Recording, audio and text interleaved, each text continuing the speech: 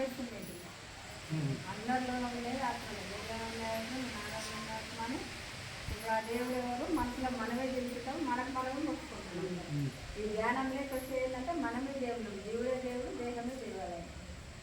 మనం ఏ రోగాలు మనంతా మనమే తెచ్చుకుంటాం. ఇప్పుడు షుగర్ తింటే చక్కెర ఎక్కువైతే షుగర్ వస్తుంది, బీపీ ఎక్కువ ఉప్పు ఎక్కువైతే బీపీ వస్తుంది, కారం ఎక్కువైతే క్యాన్సర్ వస్తుంది. మనం పెట్టుకునేది దేవుళ్ళ ఏ కారణం చేసినామని దేవుళ్ళు అన్నమాట. మనమే దేవుళ్ళమే. మళ్ళా ఇప్పుడు ఆ బొమ్మలు ఫోటోలు ఎవరు కడుగుతాం గ్యాస్ వాటర్ ఇంకా తిండి తినకుండా మన ఆడవాళ్ళ ఊరుక కడుగు చేస్తాం.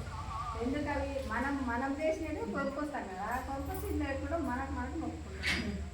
ఎందుకు నీ ఆత్మను దీపం వెళ్ళి నీ ఆత్మని అన్నమే సినిమాలు చూసిన ఆత్మ పైకి మనలోనూ ఆత్మ మనలోనే ఉంది కదా. ఆత్మ శ్వాస ఉండే శివుడు, శ్వాస వచ్చి శివుడు.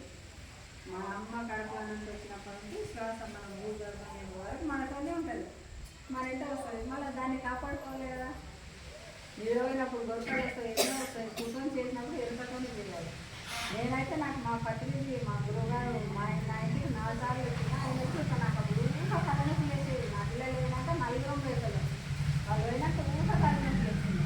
ఆ టైంలో గురువుగారు మా ఇంటికి వచ్చారు. 10 నిమిషాలు ఇట్లనే అందరూ వచ్చి ధ్యానం చేసి నేను అప్పుడు దాన్ని బట్టి నాకు గట్టిగా వచ్చిన 4 ఏళ్ళ ఈ ధ్యానం చేస్తేనే నాకు తలనొప్పి రాదు.